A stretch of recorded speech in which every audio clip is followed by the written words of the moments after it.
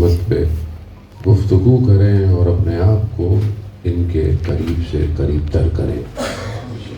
روز جمعہ، جمعے کا دن، متوقع ظہور کا دن جو کہ گزر رہا ہے، ہم میں سے کتنوں کو آج یہ احساس ہوا کہ آج ہمارے امام نے آنا تھا اور نہیں آئے؟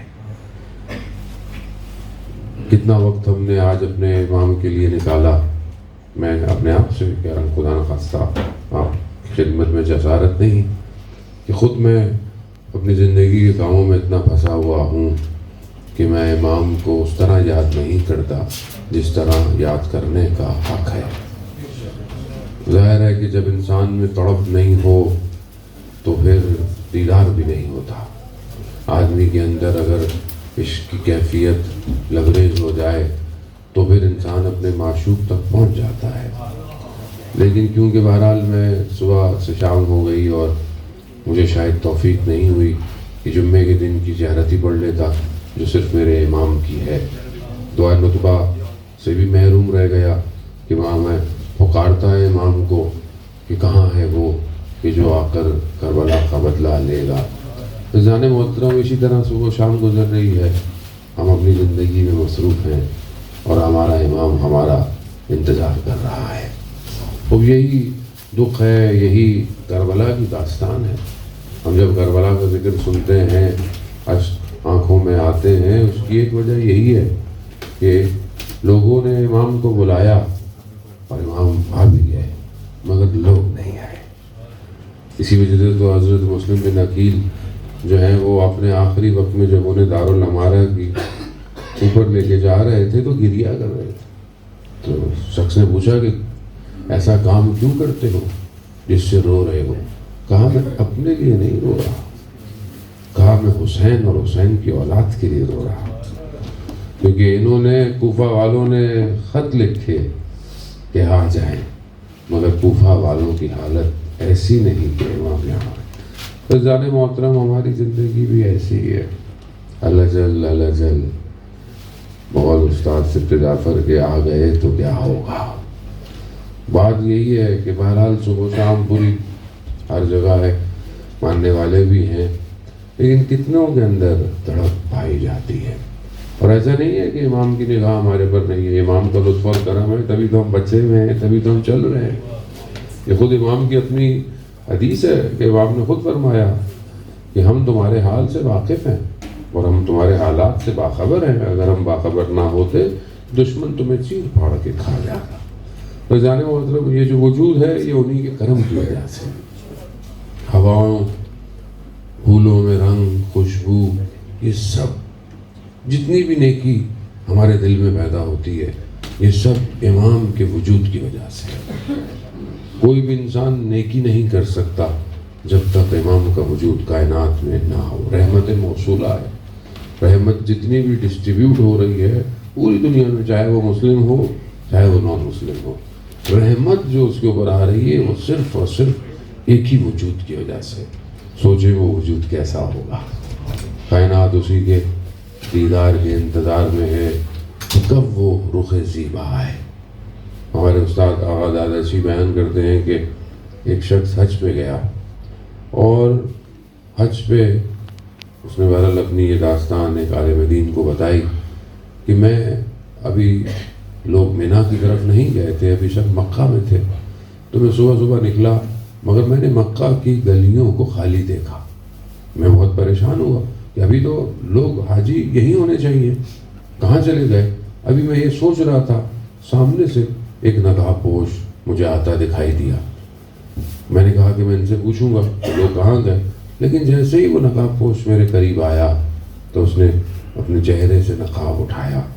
تھوڑی دیر کے لیے میرا بدن جو ہے وہ خشک ہو گیا، ساکت ہو گیا، اور پھر اس نے نقاب اپنا بند کیا اور ایک دم سے میں نے دیکھا کہ لوگ میرے آس پاس چل رہے ہیں۔ تو اس عالم دین نے پوچھا تم نے کعبے کو دیکھ کے پہلی دعا کیا مانگی تھی؟ کہا میں نے کعبے کو دیکھ کر یہی دعا مانگی تھی، اللہم ارنی الطلعۃ الرشیدہ، پروردگار مجھے وہ درخشندہ پیشانی دکھا، وہ رخ زیبا دکھا۔ تو انہوں نے کہا کاش تم نے کلام بھی مانگا ہوتا تو امام تم سے گفتگو بھی کر لیتے۔ جان محترم، دعائے عہد میں ہم ہر روز پڑھتے ہیں اللہم ارنی الطلعۃ الرشیدہ والغرۃ الحمیدہ، لیکن دل سے پڑھیں۔ زبانی یاد ہے تو لوگوں کو، جو روز پڑھتا ہے اس کو زبانی یاد ہے تو، لیکن انسان بس پڑھتا ہے، دل سے پڑھے کہ انسان کس کے لیے خدا کی بارگاہ میں دعا مانگ رہا ہے۔ جب ایک جوان کو عشق ہو جائے تو رات کو نیند نہیں آتی وہ اپنے لباس کے رنگ کو اپنے معشوق اور محبت کے رنگ میں بدل دیتا ہے، اس کے کھانے بدل جاتے ہیں، اس کی گفتار، اس کی رفتار سب بدل جاتی ہے۔ لیکن میں کیسا عشق کرتا ہوں اپنے امام سے، کیا یہی تقاضا ہے کہ میں اگر کوفہ میں ہوتا تو میں امام علی سے کیسا عشق کرتا، میں مدینہ میں ہوتا تو میں چھٹے امام کا ایسا عاشق ہوتا۔ عزیزان محترم، یا لیتنی کنت معکم فافوز فوزا عظیما، کاش ہم ہوتے کربلا والوں کے ساتھ تو اپنے آپ کو کامیابی کی طرف لے جاتے، جیسے وہ کامیاب ہوئے ہم بھی ہو جاتے۔ تو آواز یہی آئے گی، آج جمعے کا دن ہے، کاش کیوں کہتے ہو، میں تو تمہارے درمیان میں موجود ہوں، تو موجود ہوں، تم نے میری طرف توجہ نہیں کی ہے۔ عزیزان محترم، سب سے بڑا ہدف زندگی کا امام ہے، اگر امام نہیں زندگی میں کچھ نہیں، اور یہی درس ہے ان خاتون کائنات کا۔ اللہم صلی علی محمد۔ اشعار آپ نے سنے، روایتیں آپ سنتے رہتے ہیں کہ جن کے گھروں میں جو ہے وہ ملائکہ آئے، آسمان کے تارے ٹوٹ کے گریں، ان کو کس چیز کی ضرورت تھی؟ وہ دروازہ کہ جس پر 6 مہینے تک رسول خدا آ کر سلام کرتے رہے، السلام علیکہ یا اہل بیت نبوہ معدن الرسالہ، وہ خاتون پھر بھی جا کے مدینہ کے دروازے کھٹکھٹاتی رہی، کس لیے؟ امامت کو سمجھنا بہت ضروری ہے، اور امامت کی معرفت ہوگی تو ہی قدم بڑھے گا۔ امام کی معرفت نہیں تو لوگ امام کے آس پاس کھڑے رہے مگر امام کا ساتھ نہیں دیا۔ اصل حیات اور زندگی امام ہے۔ ہماری زندگی، میں اپنے آپ سے، خدا آپ ماشاءاللہ مجھ سے بہت بہتر ہے، میں اپنی زندگی میں دیکھوں 24 گھنٹے میں کتنی پرسنٹیج امام ہے۔ گفتگو کرتے وقت، نگاہیں اٹھاتے وقت، زبان کھولتے وقت، سوتے وقت، اٹھتے وقت، وہ زندگی کے معاملات ہیں۔ محور امام ہے یا نہیں ہے، وہ اسی پرسنٹیج سے، آپ جتنی پرسنٹیج یہاں ہے اتنی ہی پرسنٹیج ادھر ہوگی۔ جب آپ اٹھائے جائیں گے یہی پوچھا جائے گا بھئی کتنی پرسنٹیج تمہاری زندگی امام کے ساتھ تھی، اتنی ہی پرسنٹیج تمہیں وہاں دیا جائے گا۔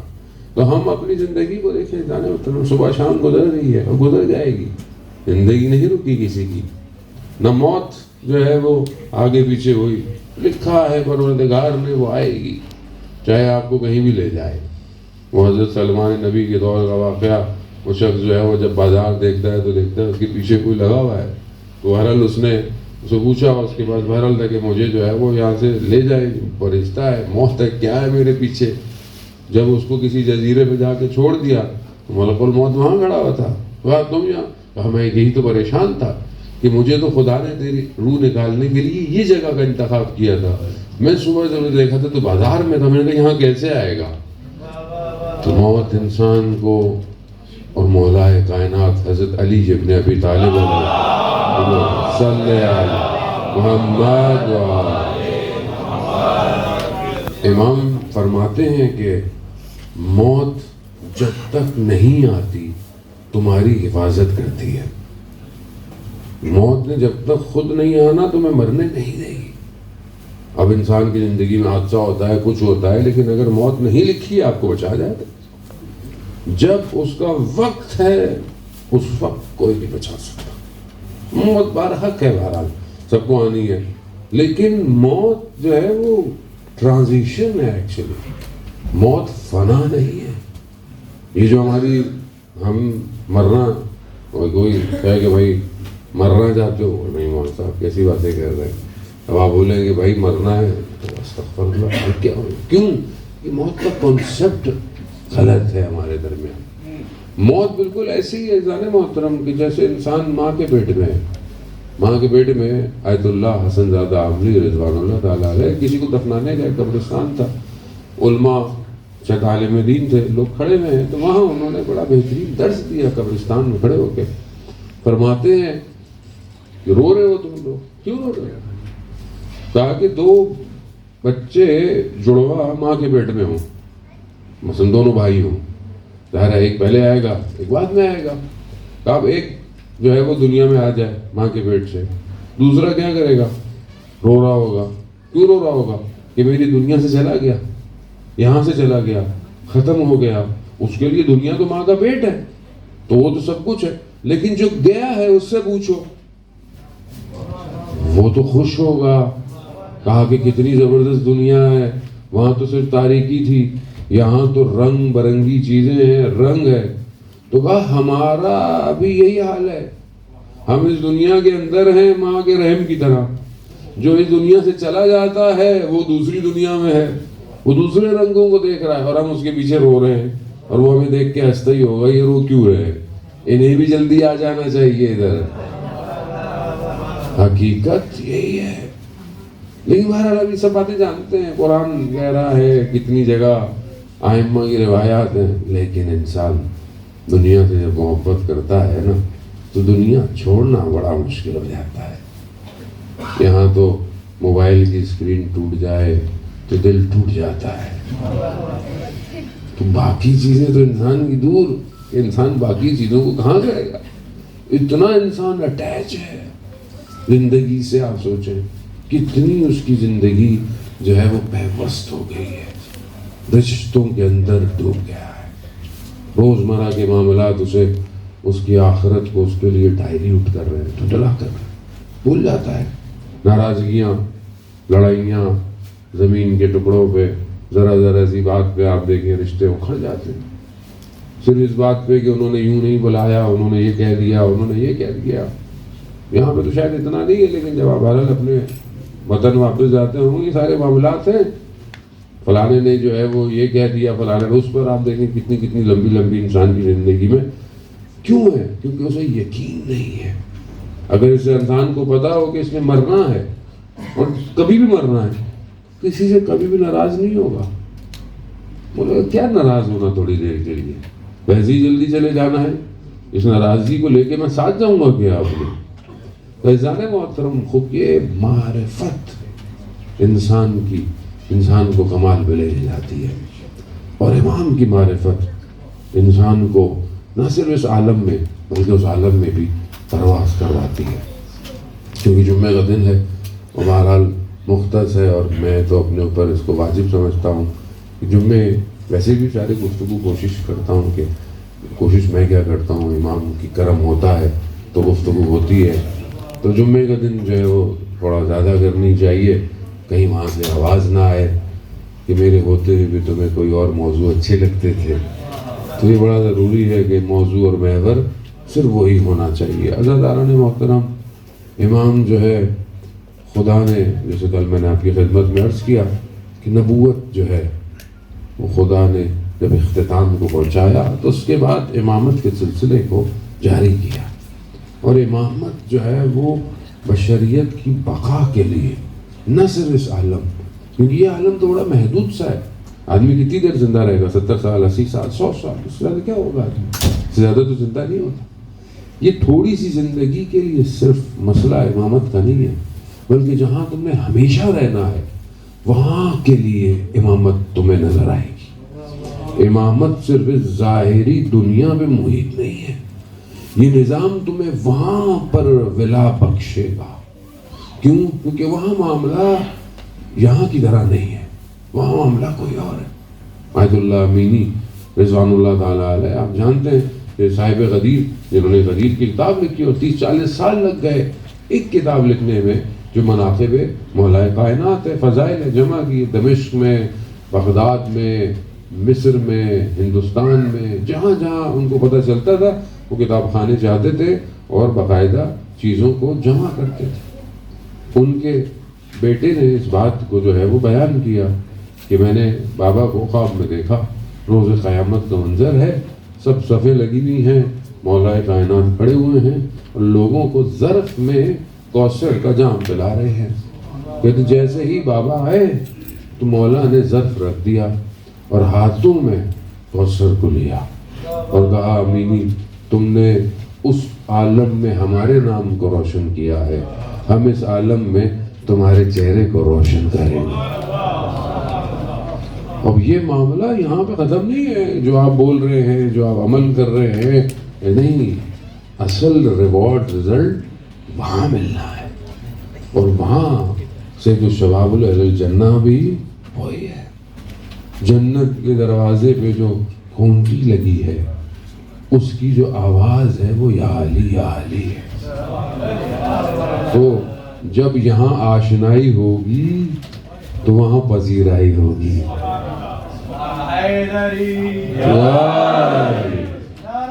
تکبیر، اللہ اکبر، یا رسول اللہ،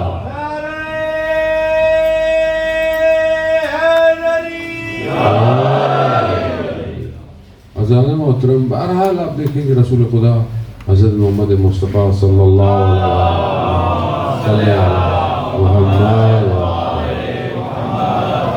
رسول خدا کی زندگی میں بندگی اور عبادت، حالانکہ رسول ہیں، سید الانبیاء ہیں، سب کچھ ہیں۔ ازواج پیغمبر بیان کرتی ہیں کہ ہم نے رسول خدا سے کہا کہ آپ رات کو اٹھ کر کیوں اتنی عبادت اور گریہ اور استغفار ہے؟ تو رسول خدا کیا فرماتے ہیں؟ کیا میں خدا کا شکر گزار بندہ نہ رہوں؟ بندگی یہ رسول ظاہر ہے، اور جب معراج پہ لے کے گیا خدا اپنے محبوب کو، یہ نہیں کہا کہ میں رسول کو یا نبی کو معراج پہ لے کے گیا، اس طرح پہ عبد ہی میں اپنے بندے کو معراج پہ لے کے گیا۔ بندگی کمال ہے، اور بندگی خود جو ہے وہ بہرحال قرآن کی آیات کی ظاہری ترجمہ تفسیر تو یہی ہے کہ پروردگار نے خلق نہیں کیا مگر سوائے بندگی کے، یعنی مقصد بندہ بننا ہے۔ لیکن یہ بندگی بھی خود علماء بیان کرتے ہیں تو خود ایک راستہ ہے، معاملہ اس سے بھی کہیں اور بڑا ہے۔ لیکن بہرحال وہاں تک پہنچنے کے لیے انسان کے خلیے اتنے مضبوط ہوں کہ چیزوں کو وہ ہضم کر سکے اور پرواز کر سکے، کیونکہ آسان نہیں ہے بہرحال معاملات جو بیان کیے جاتے ہیں۔ عزیزان محترم، اب آپ دیکھیں کہ بندہ ہونا یعنی انسان بندگی کیسے ہو، یہی بندگی کا محور تو ہے کہ کہیں اور کچھ نظر نہیں آتا سوائے بندہ کے، یہی بندگی ہے۔ مولا کائنات کہ اپنے جو میں کفا بفخرن، میرا جو افتخار یہی ہے۔ اب یہ افتخار پر جب خود امام یہ فرما رہے ہوں کہ میرا افتخار یہ ہے، ہم اپنے طرف سے جو فضائل امام کے بیان کرتے ہیں، امام ان کو فضیلت اپنی سمجھتے ہیں، امام اپنی فضیلت خدا کی بندگی کو سمجھتے ہیں۔ اب اس بندگی کیا ہے؟ آپ کے سامنے اپنے واقعہ مشرافی کا سنا ہوگا کہ 7ویں امام امام موسیٰ کاظم علیہ السلام، اللہم صلی علی محمد، ایک صلوات پڑھتے ہوئے تھوڑا سا اور آگے آ جائیں گے، تھوڑا اور آگے آ جائیں، اس طرف جگہ خالی ہے، ادھر جگہ خالی ہے، اس طرف آ جائیں تاکہ آنے والوں کو جو ہے وہ درود بھیجتے محمد وعلى اللہم صلی علی محمد وعلى محمد وعجل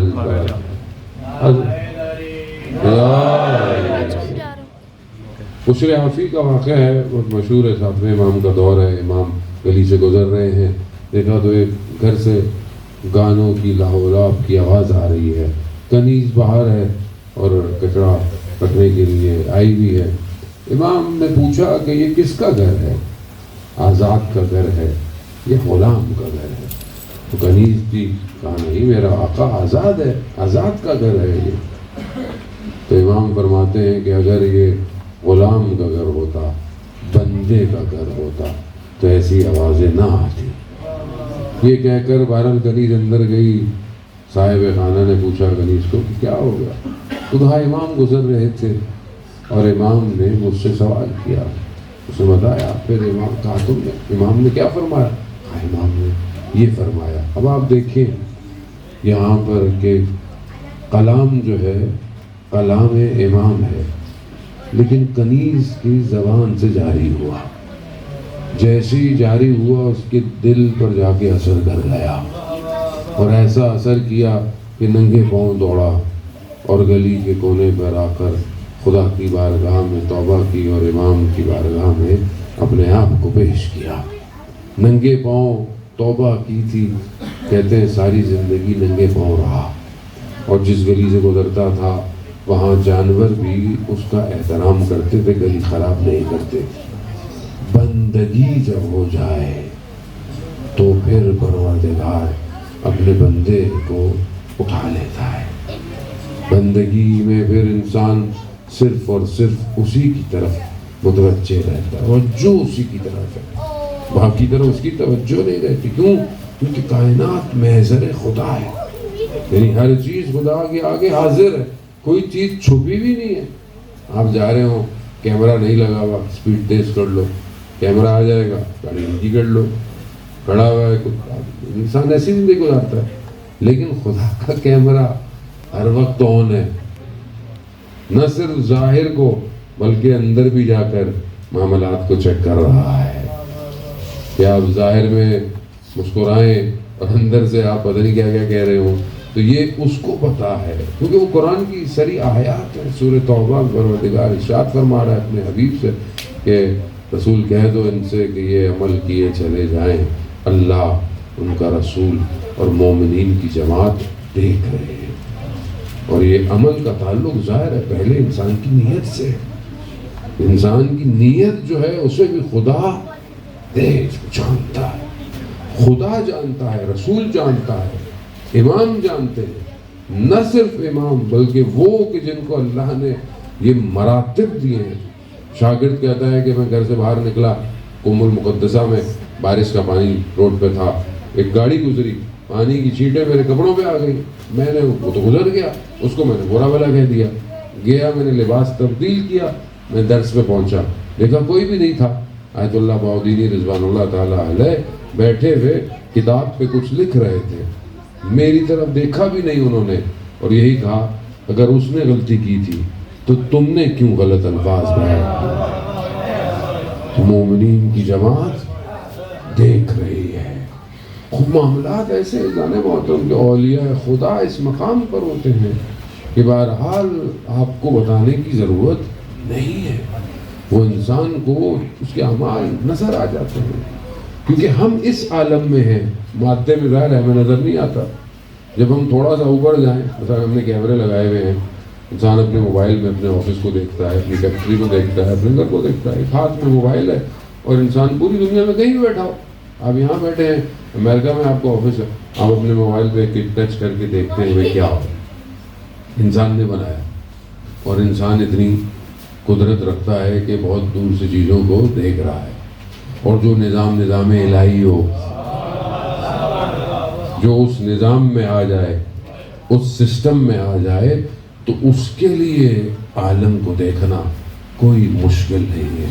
عزیزان محترم، بہرحال انسان اپنے آپ کو بلند کرے، بندگی کی طرف جائے، کیونکہ یہ جو دنیا ہے یہ وسیلہ ہے۔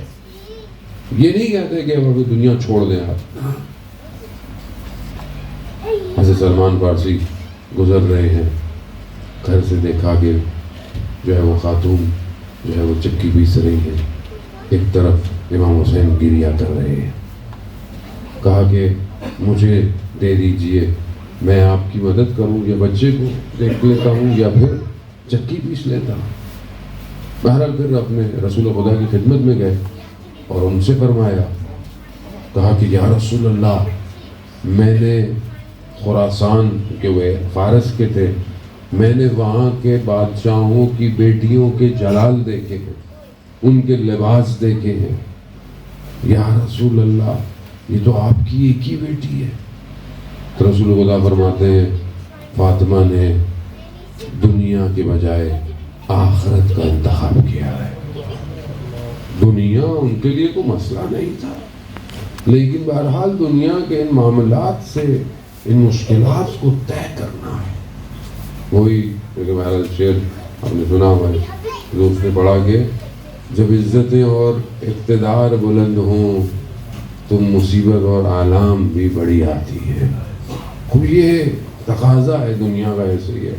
تو ہم اپنی زندگی میں دیکھیں عزیزان محترم، ہم دنیا کو کتنی اہمیت دیتے ہیں۔ دنیا ہمارے لیے کیا ہے، دنیا کے معاملات ہمارے لیے کیا ہے۔ تو بہرحال ایک حدیث تو لانی ہے، اس کا ایک حصہ میں آپ کی خدمت میں تو اپنی اصلاح کے لیے بیان کر رہا ہوں۔ میں اپنی اصلاح کروں تاکہ دیکھیں کہ ہم ان احادیث اور روایات کے ساتھ اگر اپنے آپ کو ملائیں تو ہم کتنے دور ہیں۔ کیونکہ دیکھیں اسکین کرتا ہے انسان، بیماری نکلتی ہے، چاہے آپ ایکس رے کریں چاہے MRI کریں، جتنی بیماری ڈیٹیلڈ ہوتی ہے، جتنی کم ہوتی ہے، اتنی جو ایکس رے یا اسکینس ہیں اتنے ڈیٹیل ہوتے ہیں کہ تاکہ بیماری جو ہے وہ باہر آئے۔ عزیزان محترم، ہماری اندر کی بیماریوں کے لیے جو اسکین ہے وہ کلام امام ہے۔ امام کے کلام کو دیکھیں اور اپنے آپ کو رکھیں، ہم دیکھیں کہ ہم اس کلام کے کتنے قریب ہیں۔ کیونکہ دنیا کی کوئی اور چیز تو ہمیں بتا ہی نہیں سکتی، دنیا کی کوئی یونیورسٹی نہیں بتاتی انسان اندر سے کیسا ہے، نہ کوئی ٹیسٹ، نہ لیبارٹری آپ کو ٹیسٹ کرے گی اس میں منافقت کتنی ہے، اس کے اندر جھوٹ کتنا ہے، اس کے اندر غیبت کتنی، کوئی بھی نہیں بتائے گی سوائے ان ہستیوں کے۔ تو ایک حدیث ہے، کافی طولانی ہے، اس کا ایک حصہ آپ کی خدمت میں بیان کروں گا، کچھ چیزیں اس میں سے۔ حدیث جو ہے وہ امام رضا علیہ الصلوۃ والسلام نے صلی علی محمد، امام فرماتے ہیں کہ مسلمان جس کی عقل سالم ہوتی ہے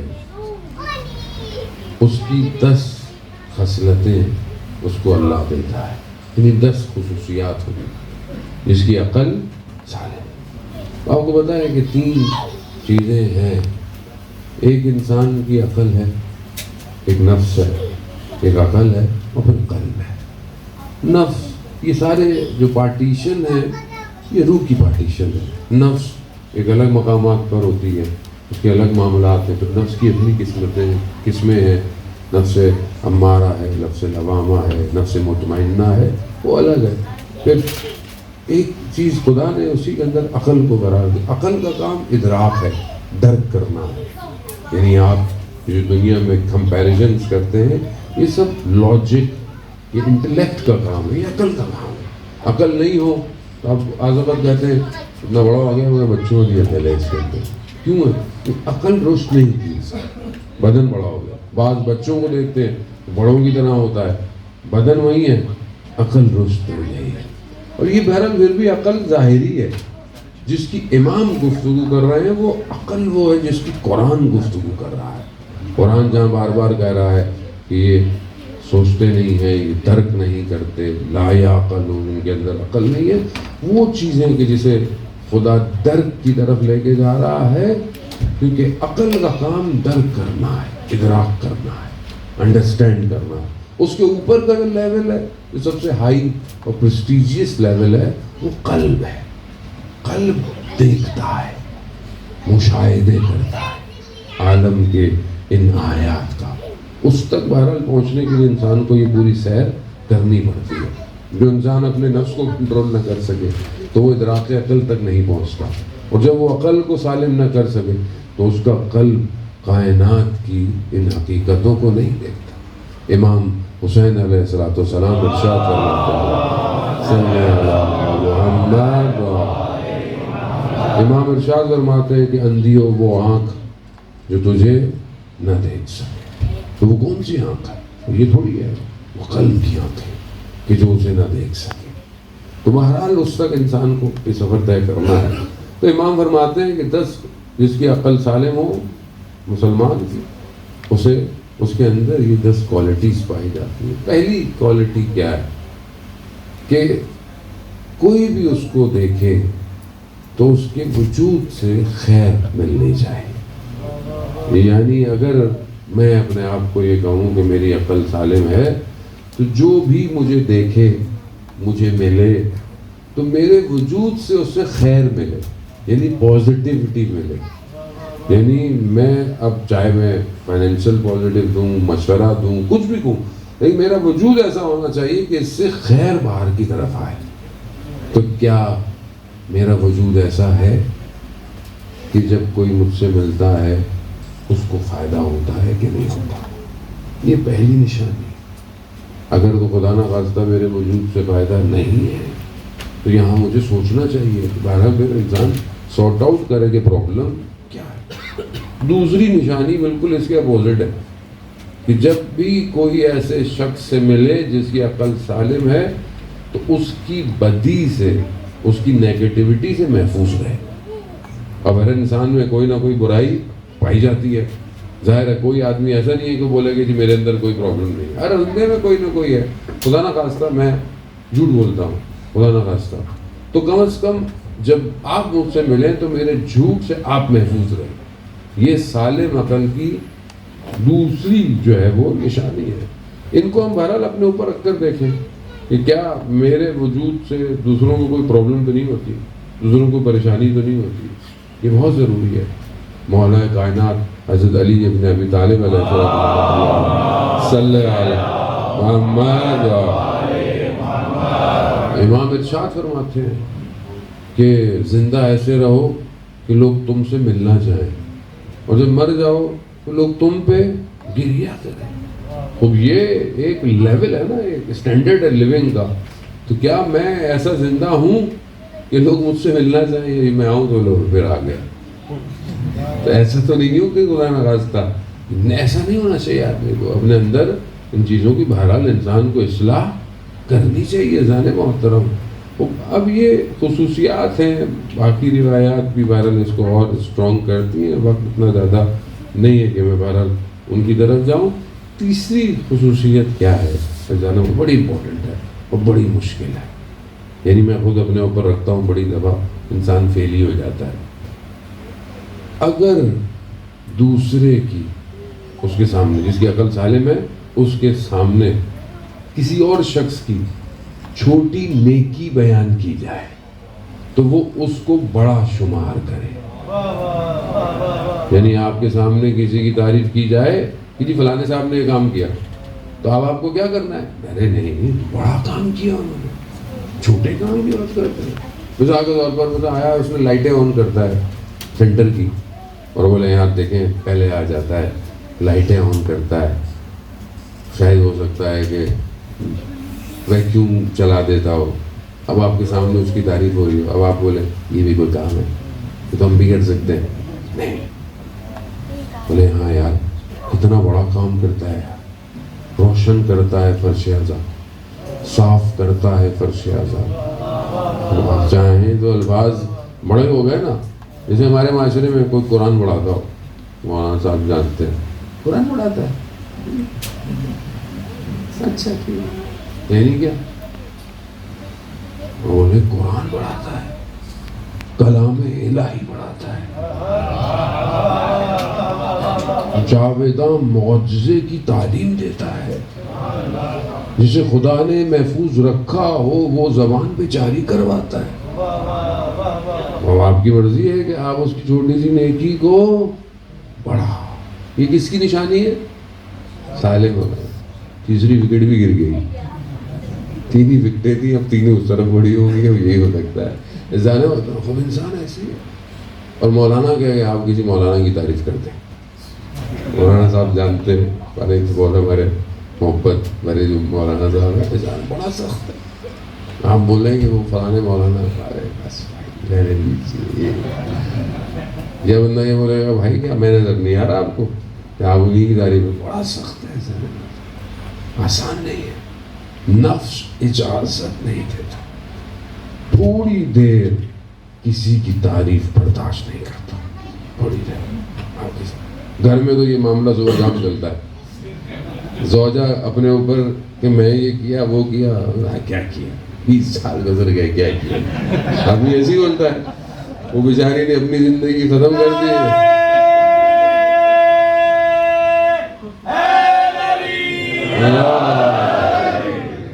ان کی طرف سے بھی ایسے ہی ہے.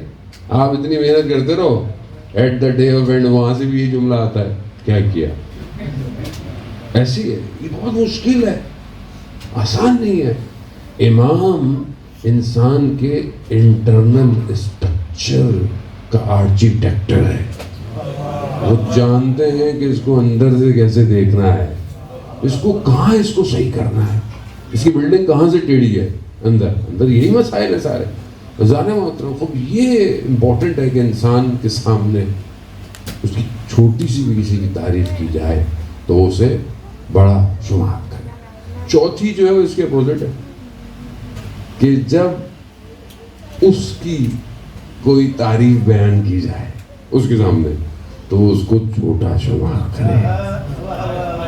اب کوئی آپ سے کہے کہ بھی ماشاء اللہ بھی کیا آپ کام کرتے ہیں, کیا اپنے کمیونٹی کے لیے کام کیا, بولے ہم نے نہیں کیا, خدا ہے جو کرواتا ہے. تو یہ سالم عقل کی نشانی ہے. وہ ایک شہید تھا 13 سال کا, اصفہان کا, اس کی ویڈیو آج بھی موجود ہے. اسے انہوں نے انٹرویو لیا, بولا بھائی وہ کام کیا کرتا تھا, وہ مائنڈ ڈی ایکٹیویٹ کرتا تھا. اور خطرناک کام, یعنی آپ ڈی ایکٹیویشن کر رہے ہو, ہر قدم پہ آپ کی اپنی موت, کبھی بڑھ جائے کبھی ختم ہو جائے.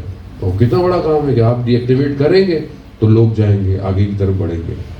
لیکن آپ دیکھیں جب اس سے پوچھا گیا ہو کہ بھائی تم کیا کرتے ہو, 13 سال, اس نے کیا کہا, اس نے کہا ہم کچھ نہیں کرتے, یہ خدا ہے جو سب کرتا ہے. یہ آسان نہیں ہے. یعنی 13 سال کا ہے مگر عقل سالم ہے. اور ظاہر ہے کہ جن کا ماننے والا ہے, وہاں 13 سال کے بچے سے پوچھا گیا کہ بیٹا موت آپ کے لیے کیا ہے, تو خطابت کے جملے تھوڑی تھے شب عاشورہ. کیا کہا 13 سال کے بچے نے, اور موت شہد سے بھی زیادہ میٹھی ہے. عقل سالم ہے.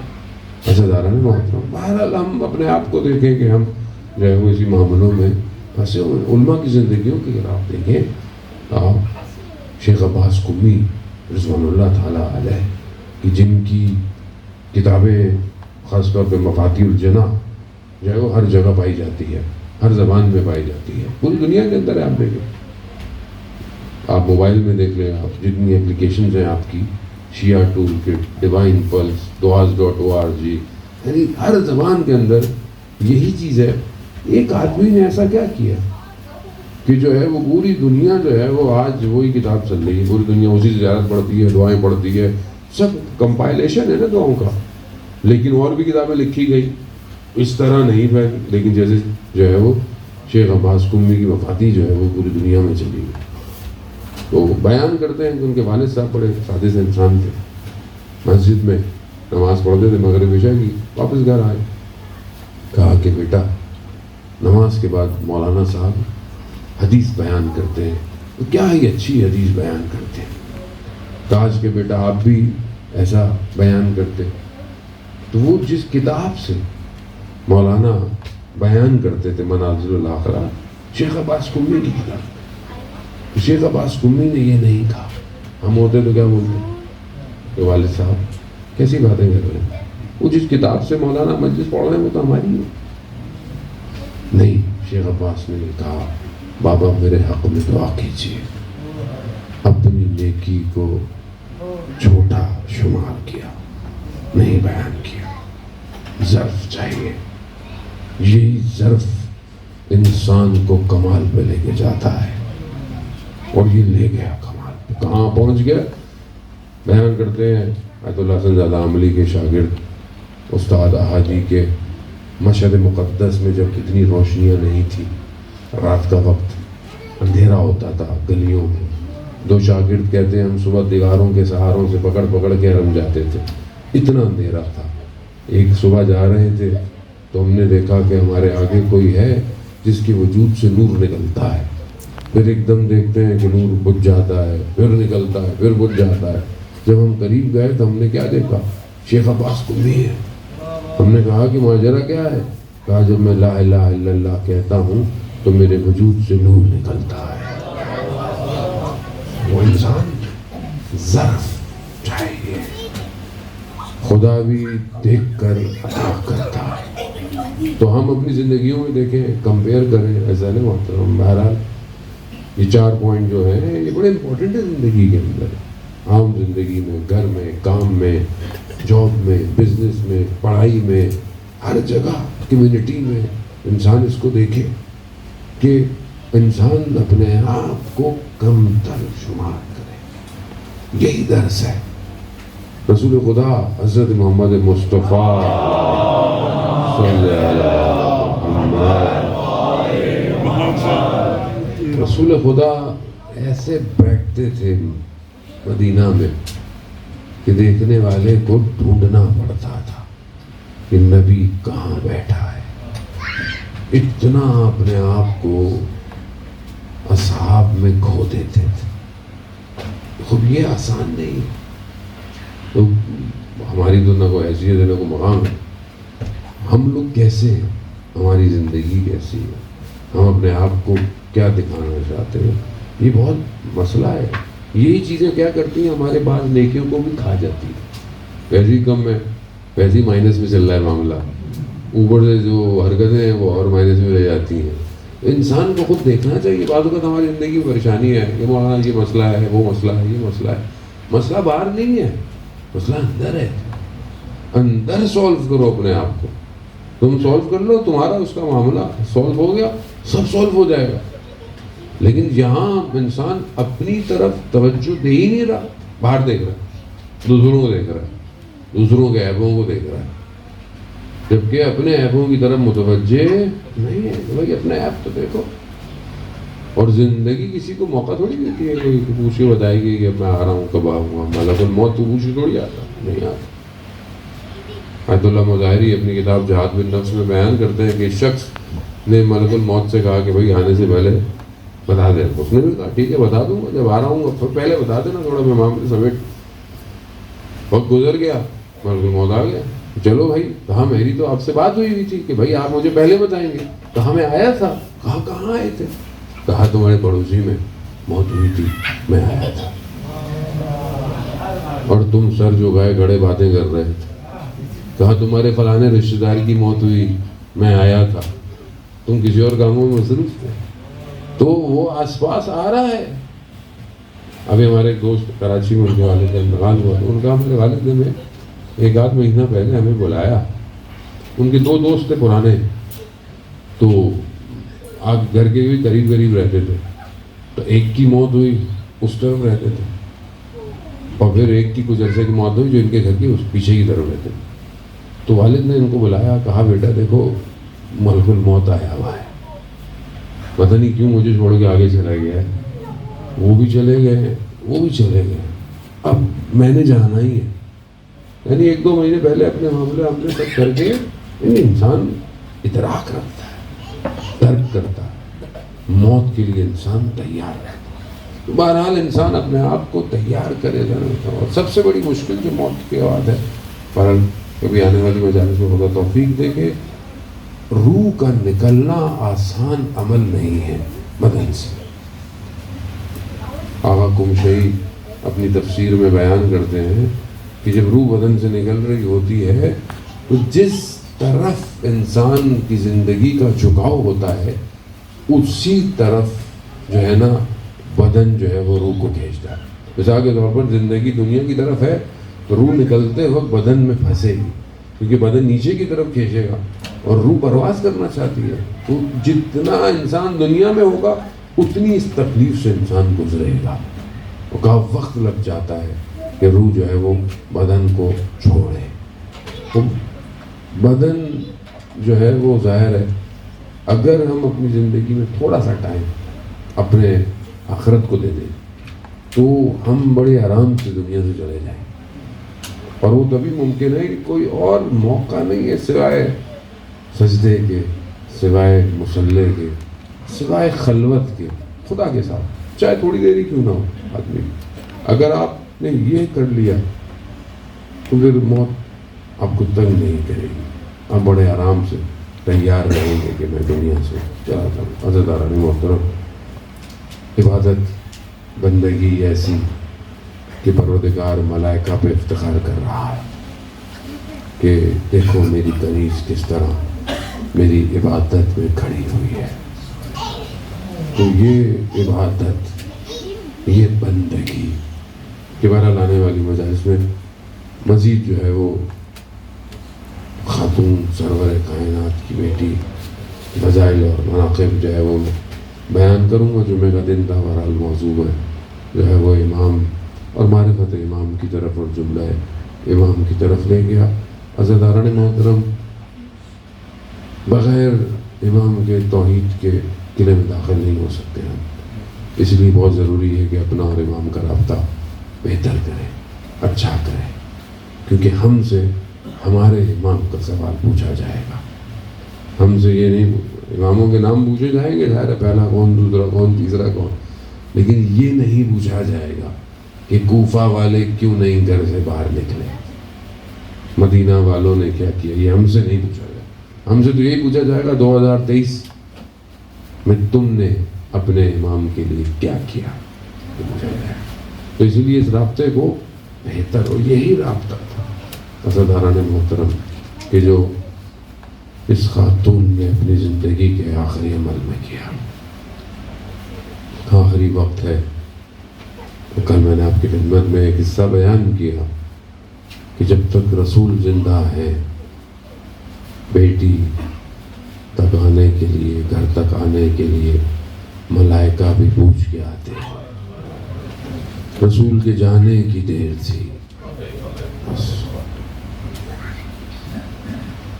امت بغیر پوچھے آ گئی۔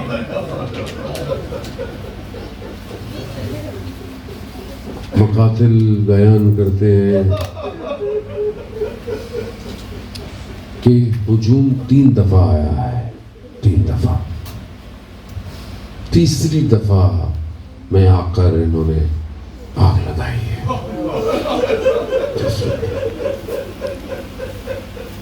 پوچھا انہوں نے، بیوی نے حجت تمام کی ہے دروازے کے پیچھے کہ تم نہیں جانتے کہ میں کون ہوں؟ کون؟ فاطمہ ہوں۔ کہ شاید کہیں بھول نہ گئے ہوں، شاید انہیں یاد نہیں کہ فاطمہ کون ہے، مگر انہوں نے کہا ہوا کرے۔ انہوں نے دروازے کو عزیزان محترم آگ لگا دی۔ مقتل جو بیان کرتا ہے بڑا سخت ہے، آسان نہیں ہے۔ خدا بہرحال جو ہے وہ آپ کی عزاداری کو قبول کرے۔ نہ صرف آگ لگائی ہے بلکہ انہوں نے دروازے کو دھکا بھی دیا۔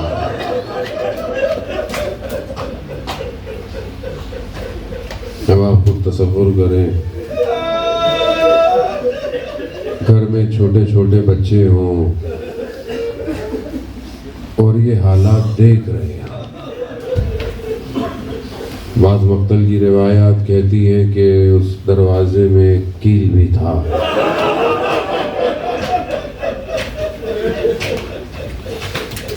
مصیبت بڑی سخت ہے۔ بعض مقتل سید ہوتے ہوئے بیان کرنا بڑا سخت ہے مسائل کو۔ عزیزان محترم، بس یہ حادثہ آسان نہیں تھا۔ یہ دروازہ ایسا جلا کہ اگر یہ مدینہ میں دروازہ نہ جلتا تو کربلا میں خیمے نہ جلتے۔ یہ ظلم جو ہوا یہ مدینہ میں یہ ابتدا تھی، اور اس کے بعد بہرحال پھر یہ داستان آگے کی طرف عزیزان محترم بڑھتی رہی، آسان نہیں رہا۔ میرا دوسرا امام ساری زندگی اسی غم کو لے کے بیٹھا رہا۔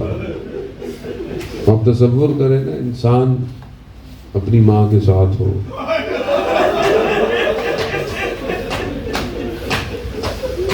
پوچھا ہو انسان کیسے، امام خود فرماتے تھے کہ میں جب بھی اس گلی سے گزرتا اور بعض چہرے ایسے تھے کہ امام کہتے تھے کہ میں جب بھی ان کو دیکھتا تھا، یہی بڑی مصیبت تھی، اس سے بڑی اور کوئی مصیبت نہیں کہ جلتے ہوئے دروازے کو بھی اولاد نے دیکھا۔ ایک شاعر نے بڑا اچھا جو ہے وہ تصور اور کلام پڑھا کہ جب ظاہر ہے یہ دروازہ گرا ہوگا تو چھوٹے چھوٹے ہاتھوں سے بچوں نے اٹھایا ہوگا۔ مقتل بھی جو ہے وہ عجیب جو ہے وہ منظر کشی کرتا ہے۔ بعض بیان کرتے ہیں کہ آنے والے 40 لوگ تھے اور دروازہ گرا ہے تو یہ دروازے کے اوپر سے گزرا اور ظاہر ہے آتش کی تپش اور آگ کی گرمی خوب آسان نہیں ہے۔ بہرحال عزاداران محترم آئے اور چلے گئے۔ بی بی نے کہتے ہیں کہ اس حالت میں 2 جملے ہی بیان کیے ہیں۔ ایک تو یہی کہا یا آباتا یا رسول اللہ، اے میرے بابا اے میرے رسول خدا۔ لیکن ہماری طرف سے زبان حال یہی ہے کہ بی بی کے ذہن میں یہی ہوگا کہ بابا یہ آپ کی امت نے اجر دیا ہے مجھے۔ دوسرا کہا جناب فضہ سے کہ فضہ محسن شہید ہوگا۔ ہاں زیادہ یہ رسم بھی پرانی ہے، چھوٹے بچوں کو شہادت کی۔ ہاں زیادہ محترم آج منظور بہت بڑے مرثیہ خواہ نوحہ خاں اور عزادار تھے، نجف میں رہتے تھے۔ کئی دفعہ کہا کہ جائیں تہران میں عزاداری کو قائم کریں، نہیں جاتے تھے۔ خواب میں سید الشہداء کو دیکھا، امام نے خود کہا کہ جاؤ آج مرزوق وہاں عزاداری کرو۔ حسین یکتا جو کہ بہت بڑا راوی ہے وہ یہ کہتا ہے آج کے دور میں بھی، وہ کہتا ہے کہ میں آخری ایام میں زندگی کے حاج مرزوق کے پاس گیا تو انہوں نے کہا کہ چند دن پہلے مجھے شدید بخار تھا اور بخار میں گلا خشک ہو جاتا ہے، تو میری 3 بیٹیاں ہیں راضیہ، مرضیہ، فاطمہ۔ تو جیسے میرا گلا خشک ہوا میں نے کہا راضیہ، تو میں نے دیکھا ایک نقاب پوش خاتون آئی ہے۔ پھر میں نے کہا مرضیہ، تو وہ نقاب پوش بی بی تھوڑا اور آگے آئی۔ جب میں نے کہا فاطمہ تو اس خاتون نے اپنی چادر میں سے پانی کا گلاس دیا، کہا حاج مرزوق ہم پانی لائے ہیں۔ کہا بی بی میں جانتا ہوں کہ آپ ہیں مگر ادب کا تقاضا یہ ہے میں آپ سے کیسے پانی۔ کہا حاج مرزوق ساری زندگی ہمارے بیٹے کی نوکری کی ہے، پانی پلانے آئے۔ تو میں نے پانی پیا۔ مجھے بی بی نے کہا حاج مرزوق ہمارے لیے مصائب نہیں پڑھو گے؟ میں نے کہا بی بی ڈاکٹروں نے طبیبوں نے حالت کی وجہ سے منع کیا ہے، لیکن آپ حکم کریں کون سی مصیبت پڑھو؟ ماں ہے، بیٹے کی ساری مصیبتیں اپنی جگہ، لیکن بہرحال ایک مصیبت جو ہے وہ اپنی جگہ، کیونکہ ماں خود اس مصیبت سے گزری ہے۔ کہا حاج مرزوق علی اصغر کے مسائل پر ہم جانتی ہیں چھوٹے بچے کا غم کیا غم ہوتا ہے۔ عزاداران محترم آپ جانتے ہیں کہ روزے عاشور جو کیفیت تھی کہ سب چلے گئے، اور اس حالت میں جب امام نے کہا کہ ہے کوئی میری مدد کرنے والا، دیکھا خیموں میں قورام ہے، امام تشریف لائے۔ مصائب سنتے ہیں، میں تو بہرحال تبرکاً آپ کی خدمت میں کہ اس چھوٹے باب الحوائج سے متصل ہوں اور اپنی حاجتوں کو روا فرمائیں ان کے دربار سے۔ کہا کہ آپ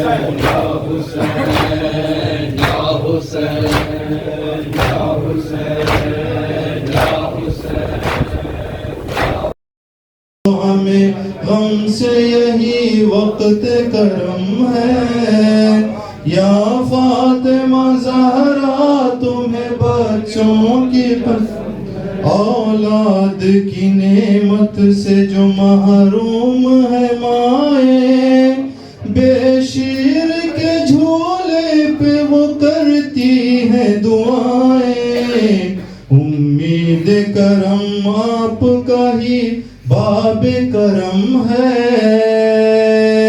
یا فاطمہ زہرا تمہیں بچوں کی قسم ہے چھڑوا دو ہمیں غم سے یہی وقت کرم ہے یا فاطمہ زہرا تمہیں بچوں کی قسم ہر رنج و بلا دور رہے ہے یہی فریاد شبیر کے ماتم کے لیے وہ رہے آباد عباس علمدار کا جس گھر پہ علم ہے یا فاطمہ زہرا تمہیں بچوں کی قسم ہے چھڑوا دو ہمیں غم سے یہی وقت کرم ہے یا فاطمہ زہرا تمہیں بچوں کی قسم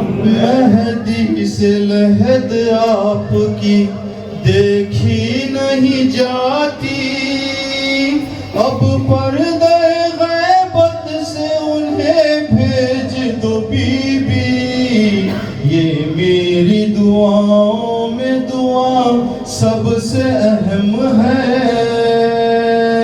یا فاطمہ زہرا تمہیں بچوں کی قسم ہے چھڑوا دو ہمیں غم سے یہی وقت کرم ہے یا فاطمہ زہرا تمہیں بچوں کی قسم ہے یا فاطمہ الزہراء یا بنت محمد یا قرۃ عین الرسول یا سیدتنا و مولاتنا انا توجہنا واستشفعنا وتوسلنا بك إلى الله وقدمناك بين يداي حاجاتنا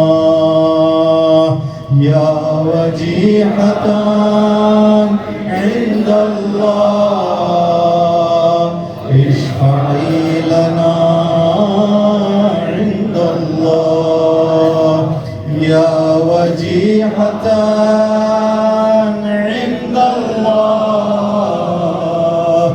اشفعي لنا. السلام عليك يا أبا عبد الله وعلى الأرواح التي حلت بفنائك عليك مني يا مولاي سلام الله أبدا ما بقيت وبقي الليل والنهار ولا جعله الله آخر العهد مني لزيارتكم. السلام على الحسين وعلى علي بن الحسين وعلى أولاد الحسين وعلى أصحاب الحسين ورحمة الله وبركاته. السلام عليك يا مولانا يا غريب الغرباء يا أبا الحسن يا علي بن موسى الرضا ورحمة الله وبركاته. السلام عليك يا مولانا يا صاحب العصر والزمان الأمان الأمان الأمان من فتنة هذه الزمان. آجرك الله يا مولاي لشهادة جدتك فاطمة ورحمة الله وبركاته. بسم الله الرحمن الرحمن الرحيم اللهم وليك الحجة بن الحسن صلواتك عليه وعلى آبائه في هذه الساعة وفي كل ساعة وليا وحافظا وقائدا وناصرا ودليلا وعينا حتى تسكنه أرضك طوعا وتمتعه فيها طويلا برحمتك يا أرحم الراحمين. لعن الله قاتليك يا فاطمة لعن الله قاتليك يا فاطمة لعن الله قاتليك يا فاطمة. مجلس نواز دعائیں ہمارے حاضری کی قبولیت کے لیے اسی طرح کی توفیقات بحق شہادت صدیقہ ہماری زندگی میں باقی رہنے کے لیے صلوات علی محمد و آل محمد.